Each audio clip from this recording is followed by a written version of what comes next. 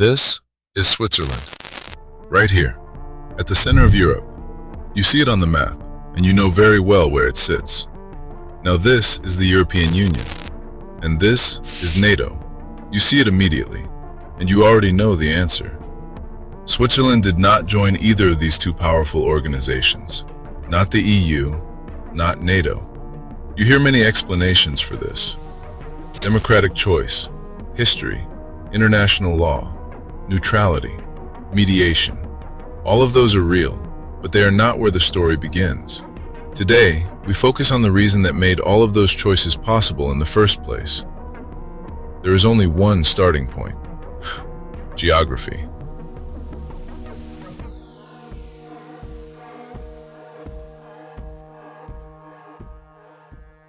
To understand Switzerland's neutrality, we start with the land itself. Not with politics or diplomacy, but with terrain. Roughly 60% of Switzerland is mountainous. The Alps dominate the southern and central parts of the country. The Jura Mountains form a second natural barrier along the northwest. Between them lies the Swiss plateau, where most of the population lives. This plateau looks open on a map, but it is narrow, and it is enclosed on all sides by higher ground. From a military perspective, this creates a problem. Switzerland does not offer a clear path for large armies to move quickly. Movement is channeled through valleys, passes, and narrow corridors. Control of space depends on controlling a few key routes, and those routes are easy to block. Historically, this mattered long before modern warfare. Medieval armies struggled to cross alpine passes with supplies and artillery. Early modern armies faced the same logistical limits. Even in the 20th century, terrain still shaped outcomes. In both world wars, Switzerland mobilized early. Its defense plans focused on denying access, not holding borders. Bridges were prepared for demolition. Rail lines and tunnels were mapped as choke points. Mountain passes were fortified.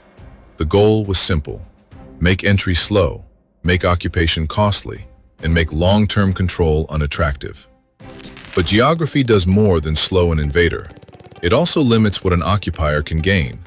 Switzerland has no large, resource-rich lowland basin, no single capital city whose capture collapses the state, no coastline, major seaports, and overseas gateways. The most critical infrastructure is dispersed. Cities are spread across valleys and plateaus.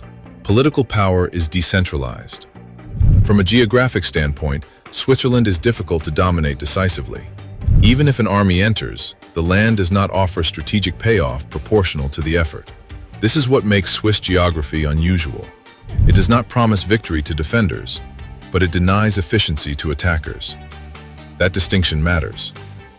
In the 19th century, this reality shaped international thinking. At the Congress of Vienna in 1815, Switzerland's permanent neutrality was formally recognized. This decision was not based on idealism alone. Great powers understood that Switzerland functioned best as a buffer. Its terrain made it unsuitable as a forward base for large-scale power projection. At the same time, occupying it would drain resources without clear benefit. This logic did not disappear with modern technology. Railways reduced distance, but they also created fixed points vulnerable to disruption. Airpower reduced the importance of mountains, but not of logistics. Supplying forces in alpine terrain still requires secure ground routes. Geography continued to raise costs, and in strategy, cost matters as much as capability. Swiss neutrality rests on this physical foundation, not because mountains make war impossible, but because they make war inefficient. Switzerland's geography does not guarantee safety. It shapes incentives. It pushes all actors toward restraint rather than escalation. This is the first layer of Swiss neutrality, and it is the most fundamental one. In the next part, we move from land to flows, from terrain to trade, from physical geography to economic geography. Physical geography explains why Switzerland is difficult to conquer. Economic geography explains why neutrality lasts. Switzerland is a landlocked country. It has no coastline, no seaports, no navy protecting maritime trade routes. At first glance, this looks like a disadvantage, but on the European continent, it creates a different role. Switzerland sits between northern and southern Europe, between the industrial regions of Germany and the markets of Italy, between the North Sea and the Mediterranean. Its geography makes it a corridor, not a gatekeeper. Goods do not pass through Switzerland because they must. They pass through because it is efficient and reliable. This is where infrastructure matters. Over time, Switzerland invested heavily in crossing the Alps rather than bypassing them. Railways, road tunnels, and logistics networks were designed to move traffic through, not around, the country. The Gotthard Base Tunnel, opened in 2016, is the longest railway tunnel in the world. The Lochberg Base Tunnel, opened in 2007, serves the same purpose further west. These projects were not built for military expansion. They were built to support trade, transit, and integration. Neutrality makes this system work. A neutral transit country is predictable. Predictability lowers risk. Lower risk increases traffic. Economic geography reinforces political choice. Switzerland's economy also reflects this logic. It is not based on bulk exports, not oil, not gas, not grain, not heavy raw materials.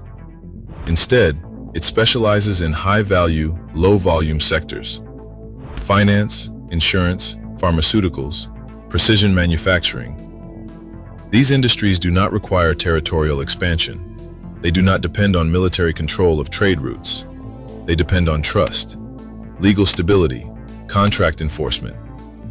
Neutrality supports all of these.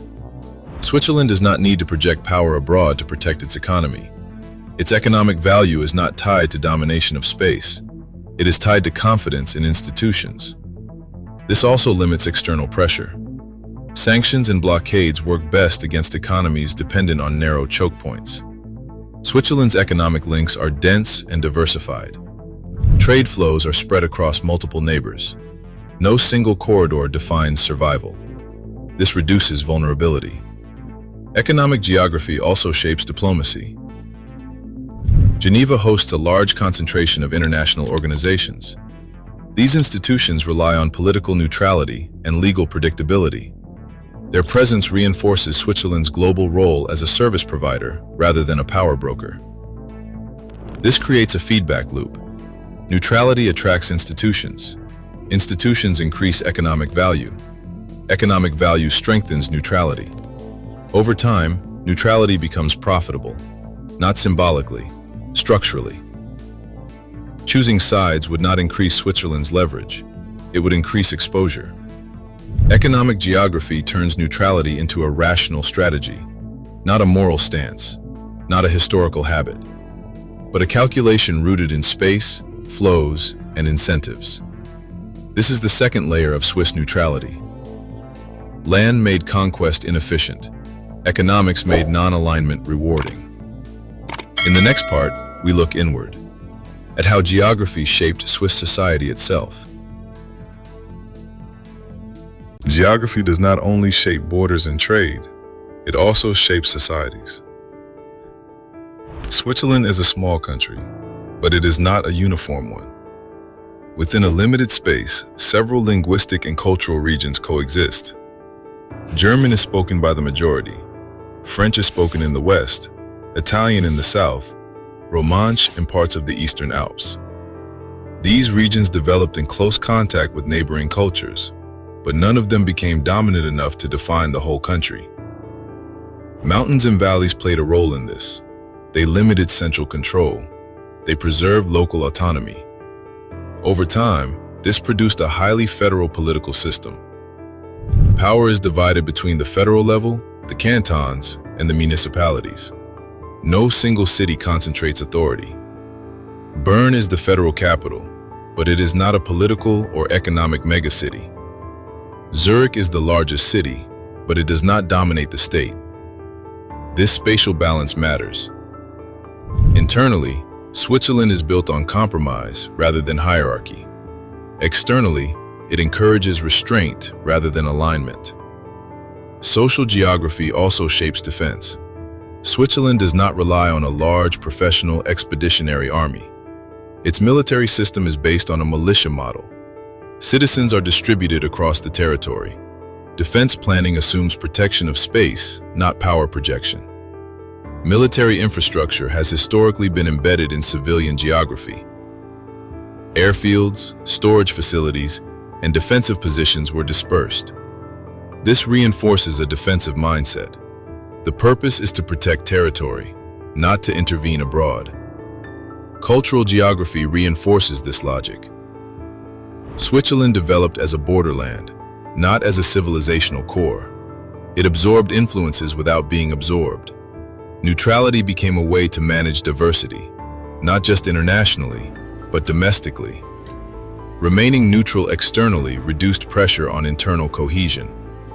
Choosing sides would mean favoring one orientation over another. Geography made balance possible.